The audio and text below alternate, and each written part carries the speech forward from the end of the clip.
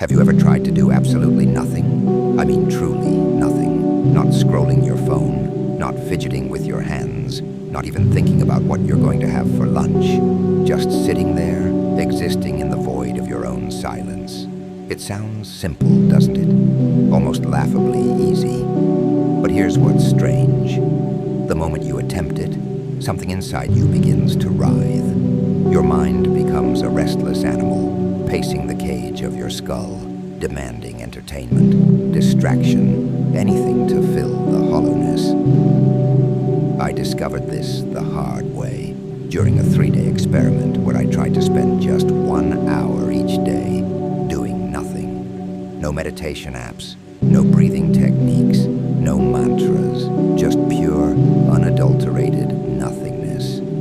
What I found was both terrifying and beautiful. Within minutes, my thoughts began to cannibalize themselves. Old conversations replayed like broken records. Anxieties I thought I'd buried clawed their way to the surface. My body betrayed me, itching in places that had never itched before, demanding I scratch, move, do something, anything. But here's where it gets interesting. By the 3rd day, something shifted. The chaos in my mind began to settle like sediment in disturbed water. I started to notice things I'd never seen before. The way light moves across a wall, the rhythm of my own heartbeat, the strange symphony of silence that isn't actually silent at all. It was as if I'd been living my entire life with the volume turned up to 11, and suddenly someone had shown me the dial. This isn't just about meditation or mindfulness. This is about confronting something far more unsettling, our complete inability to be alone with ourselves. We've become addicted to stimulation, to the constant buzz of notifications, conversations, music, thoughts. We've forgotten how to simply be. And when we try, when we dare to step into that empty space, we discover just how foreign it feels. The neuroscience behind this is fascinating. Our brains are prediction machines, constantly scanning for patterns, problems to solve, stimuli to process. When we remove all input, the brain doesn't just shut off. It goes into overdrive, manufacturing thoughts and sensations to fill the void. It's like a radio stuck between stations, generating static because it can't handle the silence. But what happens when you push through that static? What lies on the other side of our desperate need for distraction? Some say it's enlightenment. Others claim it's madness. The truth, I discovered, is far more complex and strange than either extreme suggests. In ancient cultures, the practice of doing nothing wasn't seen as laziness. It was considered a skill, even a sacred act. Monks spent years learning to exist in emptiness. Philosophers wrote treatises on the art of idleness. But somewhere along the way, we lost this ability. We traded silence for noise, stillness for motion, being for doing. So what does it mean to reclaim this lost art? To sit with the weight of your own presence without flinching away? The deeper I went into this experiment, the more I realized that doing nothing isn't passive. It's the most active thing you can do. It requires a kind of courage that our culture has systematically trained out of us.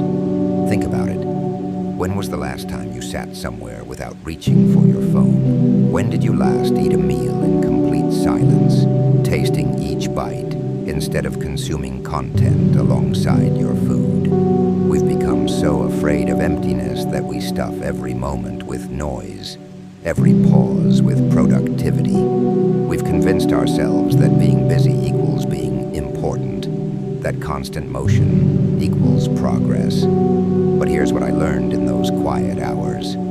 Emptiness isn't empty at all. It's full of things we've been too distracted to notice.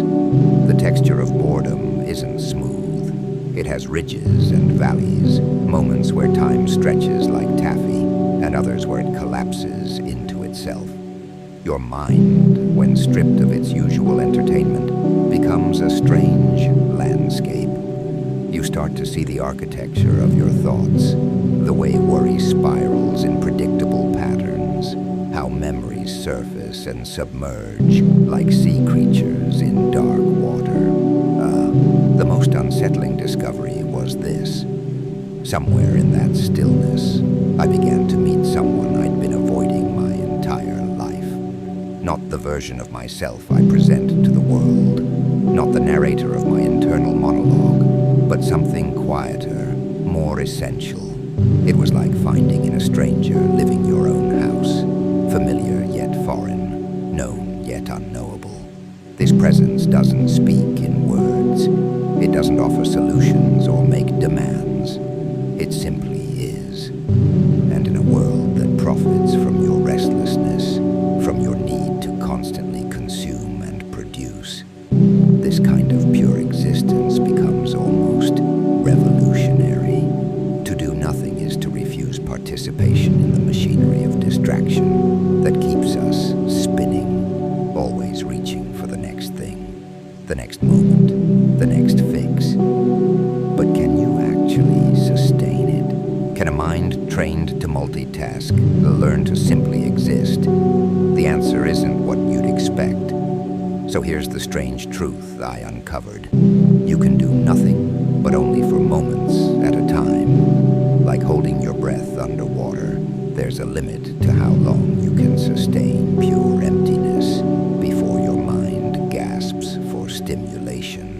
But those moments, those precious fragments of genuine stillness, they change something fundamental in you. I'm not going to lie and tell you it's easy.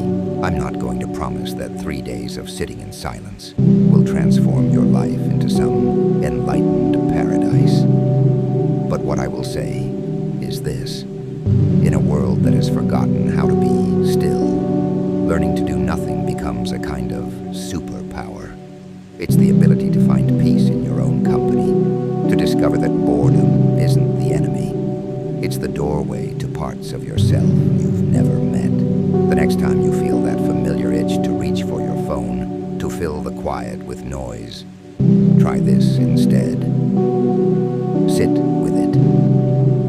Let the discomfort wash over you like a wave. Notice how your mind scrambles for escape routes, how your body rebels against the stillness.